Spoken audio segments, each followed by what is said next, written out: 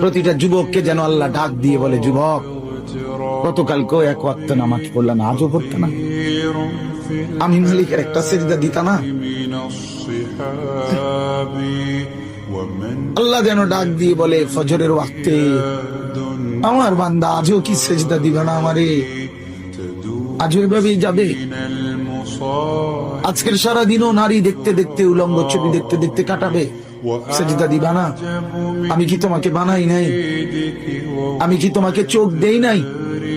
আমি কি তোমাকে কান দেই নাই? আমি কি তোমাকে জবান দেই নাই? আমি কি তোমাকে দুইটা ঠোঁট দেই নাই? ইয়া আইয়ুহাল ইনসানু মা গাররাকা বিরাব্বিকাল কারীম। আল্লাহ বলে, আমার বান্দা, কে তোমাকে আমার মতো দয়ালু মনিব থেকে ভুল পথে নিয়ে গেল? কে তোমাকে পথ হারা করে দিল? আমার চাইতে আপন জন তুমি কাকে পেল? এত বড় আসমান যিনি দিলাম, আমি আপন হইলাম না? এত বড় জমিন যে দিলাম, আমি আপন হইতে পারলাম না?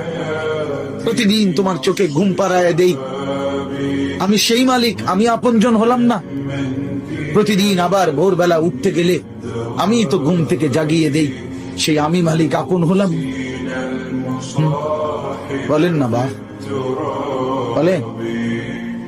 আমার বাপ বলেন, একজন যুবক, ভাইয়া তুমি ভাবো, তুমি ডানে বামে তাকাইও না, দয়া করে অনুরোধ, আরেকজনের দিকে তাকে, তুমি ভাবো, তুমি ভাবো, একা ভাবো, একা, একজন ভাবো, একজন। তুমি ভাবো দোস্ত, ডানে বামে তুমি দেখো না। তুমি ভাবো মালিক তোমার কাছে কি একটা সেজদা পায় না? আজ কতদিন হয় ছেলেরা, এইখানে তো অনেক ছেলে, আমি তো চেহারা দেখলেই বোঝা যায়, কতদিন হয় ফজরের নামাজ পড়ো না ভাইয়া?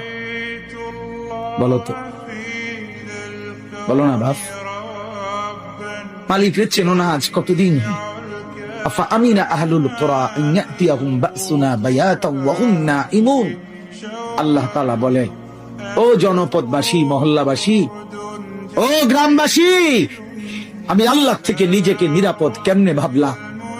আমি আল্লাহ তো চাইলে ঘুমন্ত অবস্থায় আযাব দিয়ে ধ্বংস